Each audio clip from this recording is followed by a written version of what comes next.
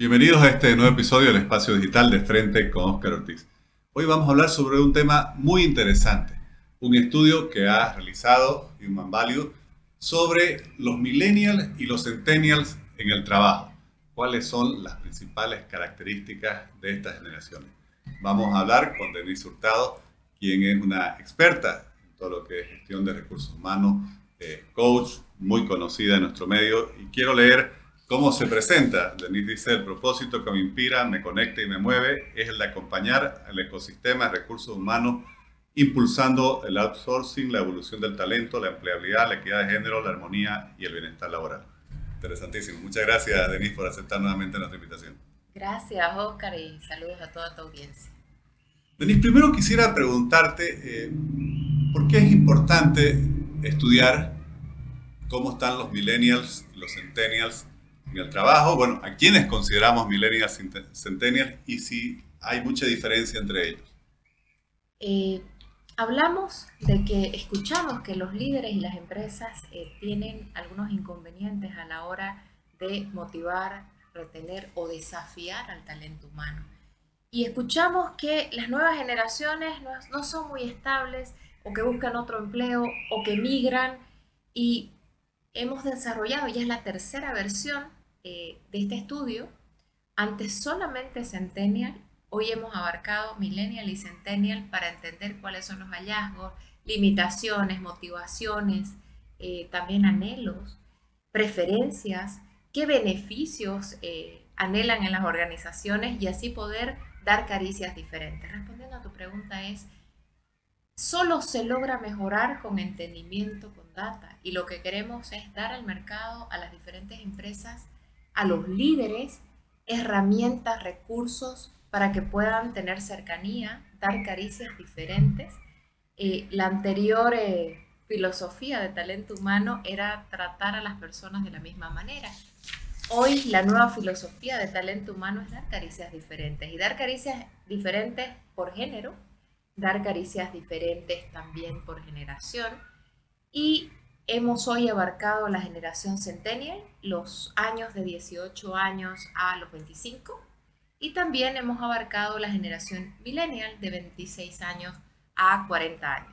980 respuestas, es bastante las respuestas, la participación que tenemos de las personas. Hemos tenido empresas que nos han apoyado, también universidades, y bueno, ahí tenemos harto por compartir con ustedes. Bueno, además interesantísimo porque si vemos entre las dos generaciones, entre 18 y 40 años, están seguramente la mayor parte de las personas que las empresas hoy consideran para las contrataciones. ¿Qué han encontrado en el estudio? Bueno, hemos encontrado bastantes situaciones, pero los grandes desafíos que hoy tenemos por delante tienen que ver con las emociones. Si yo empiezo con algo, empiezo con los líderes. Debemos cuidar las emociones de las personas que trabajan con nosotros. Y en las emociones, entendiendo las necesidades puntuales. Hicimos la pregunta de si las personas creen que las empresas cuidamos la salud mental. El 85% de las personas nos dice: no creemos que las empresas cuiden la salud mental. Y sí es un tema que nos preocupa, porque en el año 2030 la Organización Mundial de la Salud nos dice que la principal discapacidad del ser humano será la salud mental. ¿Cuántos años faltan, Oscar? 7. Entonces es una situación que nos debe preocupar, pero sobre todo nos debe ocupar. Y ahí vienen respuestas alrededor de las emociones, alrededor de las preocupaciones que tienen alrededor de las empresas, como por ejemplo que tanto a los millennials como a los centennials les preocupa que existan conductas o encomendaciones que tengan, que afecten a la ética de la organización. Entonces, quieren ver valores, quieren ver conductas éticas, y esas son las preocupaciones que hoy también ven, sobre todo en los centennials, en las organizaciones. Bueno, y cuando hacías la introducción mencionabas que justamente hicieron este estudio porque las empresas como que encuentran ciertas dificultades para entender a las nuevas generaciones, ¿no? A veces hasta para comunicarse. ¿Qué respuestas ustedes encuentran ya desde el lado de estas generaciones con relación a estas preocupaciones? Porque ustedes como BPO y Human Value obviamente asesoran a las empresas y están buscando respuestas para ayudarlas a tener un mejor clima laboral. No solo clima laboral, lo interesante de esto es que somos padres, o sea, no solo líderes, tenemos centennial en casa. Yo tengo una hija de 15 y tengo otra de 18, entonces los centennial también están en casa. Entonces todos los mensajes que ahora voy a compartir tienen que ver con ser mejor líder, dar caricias diferentes, pero recordar que tenemos también una misión como madre, como padre de familia, y también es llevar este equilibrio y estas caricias y segmentar adecuadamente también en nuestros hogares. Algunos elementos importantes. Por ejemplo, muy baja autoestima.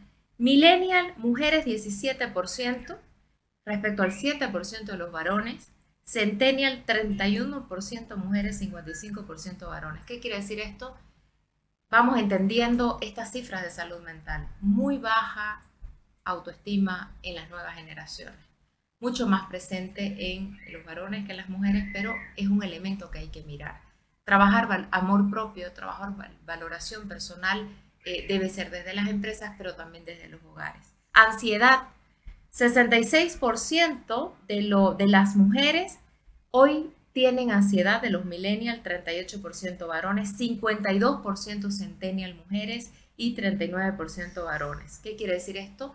Las mujeres con mayor estado de ansiedad, y eso trae a consultas a terapia psicológica. Nos avisan y nos dicen que 23% hay de consumo, sobre todo en mujeres, en terapia psicológica. Y si vos ahora buscas a algunos de los psicólogos que son renombrados, te van a dar cita de aquí a 2 meses, de acá a 3 meses, porque están colapsados. Entonces, estas cifras también cuadran o están alineadas a lo que vemos que está pasando en nuestra sociedad. Un elemento importante, los colegios, las universidades también. Una de las bajas o permisos que antes habían para los jóvenes probablemente era el dolor de cabeza, el dolor de estómago. Hoy es la estabilidad emocional, está presente. Y desde la educación o desde los colegios también están preocupados por esta problemática. Consumo de antidepresivos, ansiolíticos, 7% mujeres, 3% varones de los centennials. Ahora, esta encuesta es anónima. Obviamente la gente confía en dar su respuesta porque es una encuesta anónima. Pero también tenemos las cifras de la venta de ansiolíticos, antidepresivos, de los laboratorios e hipnóticos, que son las pastillas para dormir, y vemos que cada vez está en aumento. Y no es que el pospandemia hace que ya haya bajado, más bien sigue en aumento. Las pastillas para dormir y sobre todo vemos que el principal consumo es Cochabamba, luego le sigue Santa Cruz y finalmente La Paz. Y bueno, las redes. Otra pregunta que hicimos es ¿cómo afectan las redes? Nos reportan entre el 22 y 26% los jóvenes, las nuevas generaciones, este talento emergente, reportan que las redes les hace bien, pero reportan que también hay un 22 al 26% que reconocen que hay un drenaje emocional por las redes sociales, por la comparación que hay cuando tú estás todo el tiempo presente o activo en las plataformas digitales. Entonces, cuando tú me dices cómo podemos ayudar como empresa, esta es una situación real. Las nuevas generaciones están con una baja autoestima, con un drenaje emocional, y el desafío de las empresas es cómo construimos estos entornos vitamina donde fomentamos la estabilidad emocional, donde fomentamos un buen clima, donde cuidamos las emociones de las personas. ¿Para qué? Para generar compromiso y generar personas e instituciones prósperas. Claro, porque parecen como, por así decir, las dos caras de la luna, ¿no? Por un lado, las nuevas generaciones tienen un acceso a la educación, a la formación, a la información, a la tecnología nunca antes visto, son nativos digitales, pero por otro lado están cada vez más expuestos, ¿no? A todos estos problemas también de la sociedad moderna, las tensiones. ¿Cómo afecta esto el rendimiento, el desempeño de las personas? Bueno, afecta de manera importante. Un elemento que me llamó la atención es de que, bueno, ellos tienen preocupaciones, pero también tienen algunos limitantes. Por ejemplo, el empleo. Cuando tú les haces la pregunta, ¿cuáles son? 30% están desempleados, pero cuando tú les haces, ¿qué es lo que más les preocupa? Costo de vida y desempleo. Empleo o oportunidades de empleo insuficientes. Y si tuvieran empleo, ¿qué harían? ¿Ahorrarían o cuidarían o aportarían en la casa con el hogar? Entonces, son elementos que antes pensábamos que las nuevas generaciones eran un tantín egoístas o individualistas. No, hoy tienen esa necesidad de aportar. Entienden, les preguntábamos, ¿creen que existirá a los que tienen empleo un aumento salarial? El 71% de millennials y el 65% de centennial está consciente que será muy difícil un aumento o un incremento salarial. Ascender en el futuro, millennials 71% cree que no, que será difícil, y 69% también cree de los centennials que será difícil. Planear familia, 66% difícil y 68% difícil en centennial. Entonces, ¿qué quiere decir esto? Que hay una generación nihilista. ¿Cuál es la generación nihilista? La que tiene una falta de fe, una generación emergente desesperanzada, porque ha perdido o cree que ha perdido una sociedad valores. Hay temas de ansiedad, hay temas de comparación, hay pérdida de fe. Hicimos la pregunta sobre religión y nos decían, el 21% de los millennials creen no pertenecer a ninguna religión hoy. El 11% de los millennials prefieren no responder, por lo tanto hay una parte que está ahí que pasa a probablemente no tener religión. Pero lo interesante acá de los millennials es también analizar lo interesante y lo inquietante, diría yo, que el 12% de los millennials ha dejado en los últimos 2 años de ser creyente. Cuando yo hablo de que es una sociedad o una generación nihilista, es que tenemos que apoyarlos como empresas, como padres, a recuperar la fe, a recuperar la esperanza. Y si ya vemos las mismas cifras en los centennial, 29% crece, no pertenece a ninguna religión, prefiere no responder 13%, y ya eleva del 12% del millennial al 18%, que dejó de ser creyente en los últimos 2 años. Y sobre ello, hoy todos los estudios, tanto de desarrollo organizacional como de desarrollo personal, hablan de la importancia de tener propósito, ¿no? De tener algo más en la vida que, bueno, solo vivir para ganar un salario, comer y tener donde dormir. Estas generaciones, ¿cómo están en materia de propósito? Las nuevas generaciones buscan marcas con propósito, marcas sostenibles, marcas que cuiden el medio ambiente, que cuiden las personas, que cuiden las buenas prácticas también. Hay una generación también o generaciones donde hay que apoyarlos a encontrar propósito. Hicimos la pregunta sobre vocación. Millennial, 15% cree, recuerda que los millennials están hasta los 40 años y el 15% nos dice que aún no ha encontrado el propósito. Y si ya vamos y vemos los centennial, 35%. Entonces, cuando hablamos también de esta generación desesperanzada, el no tener una vocación o el no tener un sentido mayor, un sentido elevado que tiene que ver con propósito, desde luego que también es un rol de las familias, de la sociedad completa y de las empresas.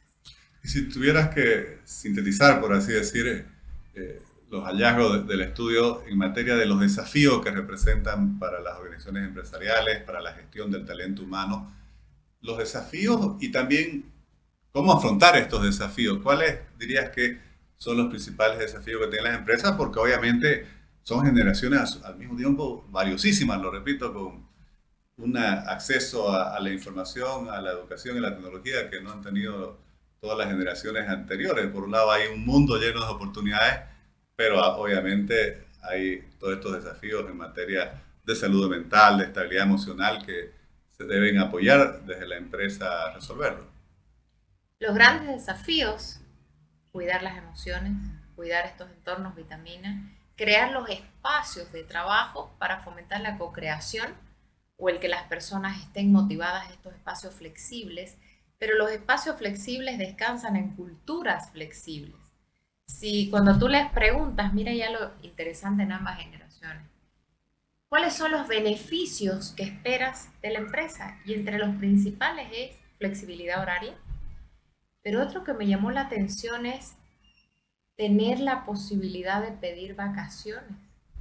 Tú te quedas pensando y dices, ¿pero acaso las vacaciones no son un derecho? Pero ¿qué pasa? Que ahora con tanta carga laboral, haber fusionado puestos, reestructuraciones, las personas están con más carga horaria y probablemente solamente están saliendo de vacaciones 2 días, 3 días, no tienen la posibilidad de salir sus 15 días de vacaciones y eso hace que hoy sea un anhelo el que puedan tomarse unas vacaciones, que son un derecho. Entonces, yo diría también cultivar estos entornos, clima laboral, flexibilidad horaria, espacios de trabajo flexibles, pero también trabajar nuestros liderazgos. Trabajar nuestros liderazgos. Si yo tengo que dar un regalo hoy es segmentemos. Si quieres ser mejor líder, segmenta, pero segmenta con entendimiento. Hay data que hoy está preparada o lista para que tú puedas entender cómo segmentar adecuadamente, obviamente recursos, herramientas, mejores prácticas para que lleguen de mejor manera.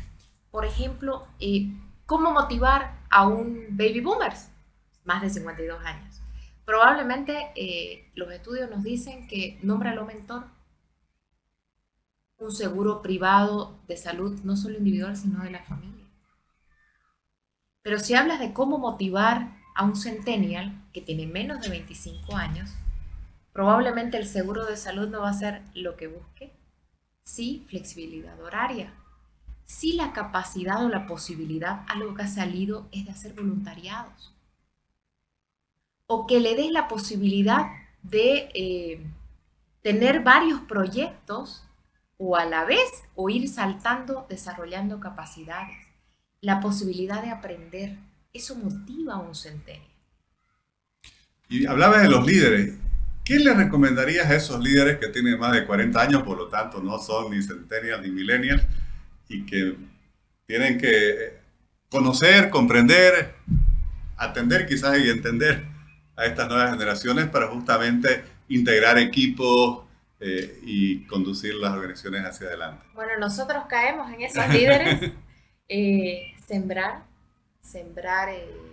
pensar que las personas necesitan que nosotros sembremos actitudes, buenos comportamientos, seamos ejemplo de conductas sanas. ¿Y por qué digo sembrar? Porque tenemos que regar nuestros talentos día a día. Caricias tiene que ver con riego, con agua, con cultivar. ¿Para qué? Para que en el tiempo esos talentos que hoy son emergentes puedan desplegar su potencial, ser top talent y estar aportando ya o liderando en las empresas. Pero yo pienso de que nosotros también tenemos que entender que para motivar, para comprometer, para desafiar a las personas, no son las mismas prácticas, sino segmentemos, entendamos que hoy el liderazgo no es a mi manera. Eso ya... Hablabas de que hay que tener una nueva visión. Emergente, ¿no? O sea, emerjamos.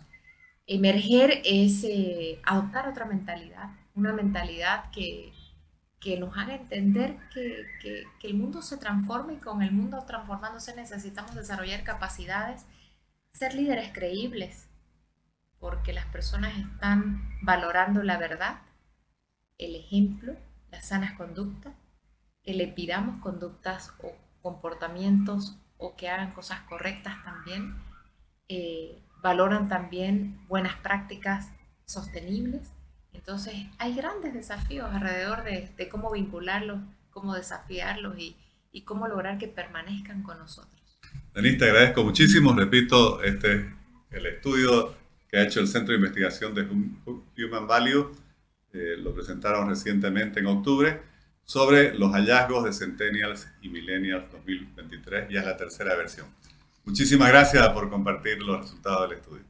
Siempre agradecida por este espacio y obviamente por la contribución. ¿De qué se trata esto de tener la oportunidad de contribuir? Porque si nosotros contribuimos, hay mejores líderes, hay talentos comprometidos y hay una mejor Bolivia. Gracias, Denise.